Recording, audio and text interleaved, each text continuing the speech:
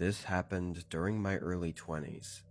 I used to live in a small home with a group of 3 other guys. We all didn't really know each other before moving in together, but we had gone to the same college and graduated at the same time. So with all of us looking for somewhere to live afterward, it all just kind of fell into place. Splitting the rent 4 ways, we were able to afford a relatively small house on the more rural outskirts of the city. Everything closer was a bit too expensive.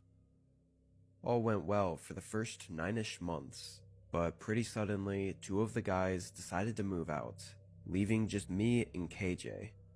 Unfortunately, KJ was the only one of the 3 that I didn't really talk to that much.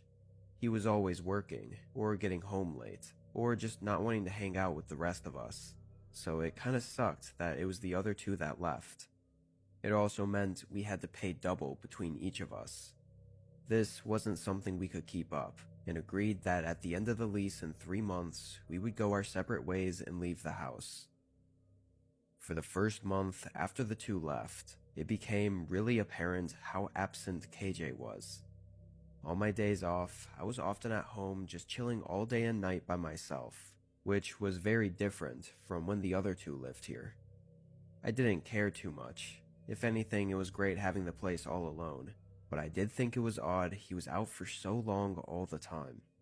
He only worked part-time in the mornings, but I figured he must have been out with friends all night every night. However, one night I happened to stay up a little later than usual. I was sitting in my room, and it was maybe about 1 a.m. when I saw headlights shine through my window, pulling down the gravel driveway. When I heard the front door open, I got up and for some reason felt like saying hi, just to keep things from getting too distant and awkward between us. I opened my bedroom door, but was kind of startled as I heard his footsteps begin rushing down the hallway. When I stuck my head out, he jumped, like I'd caught him in the act of something. The lights were off in the hallway, so I couldn't see him too well, but I could see that his eyes were wide and his body was frozen just outside of his bedroom door. "What's up, KJ? Just seeing how you're doing," I said to break the silence. The way he just stood there in the dark hallway with his wide open eyes and looked at me was kind of chilling. "I'm good." There were another few seconds of silence before I just nodded and stepped back into my room. Well, that definitely didn't help make things any less awkward between us.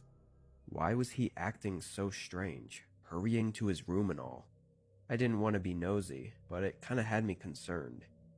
After a couple minutes, I opened my door carefully and quietly walked down the hallway.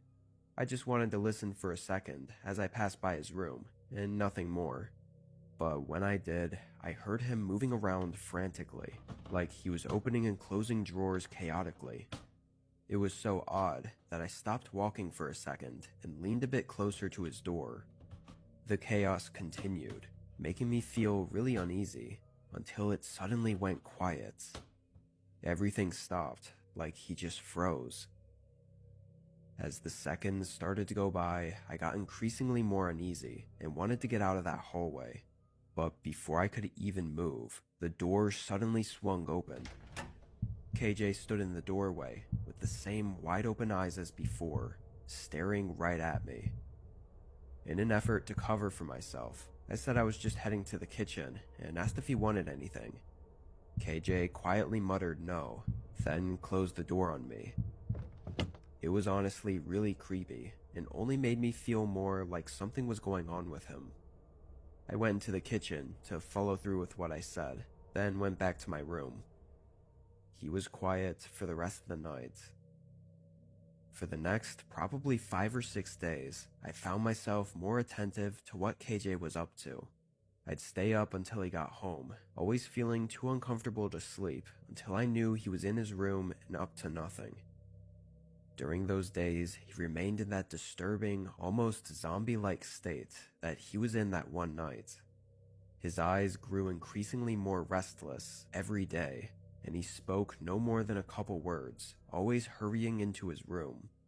Until one night after he got home, and as I was in bed trying to sleep, a knock came from the other side of my door. It scared me. I never heard him walk down the hallway to my room.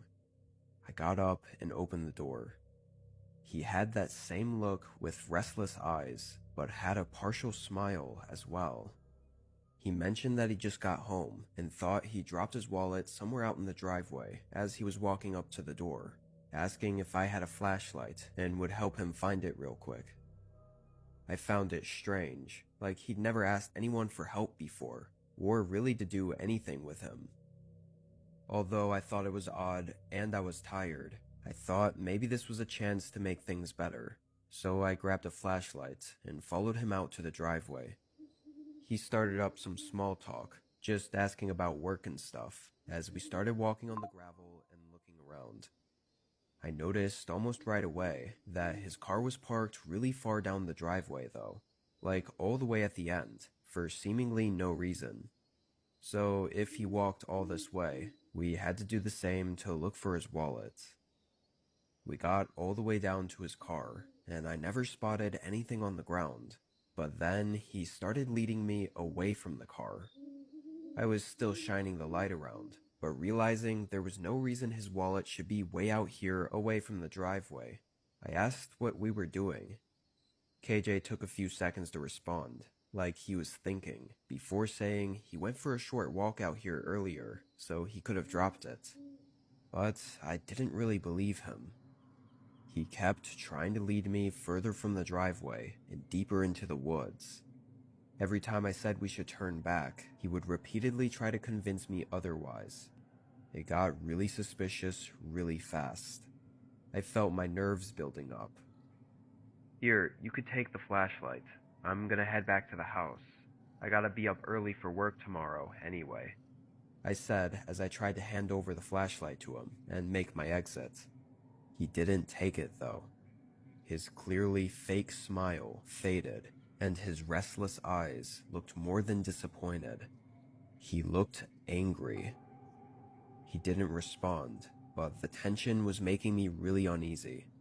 After a few seconds, I turned around and started quickly walking away from the woods. I looked back a couple times, seeing KJ just standing there and watching me. As soon as I got to the house, I started packing. I didn't know what that was, but I didn't feel safe with him at all.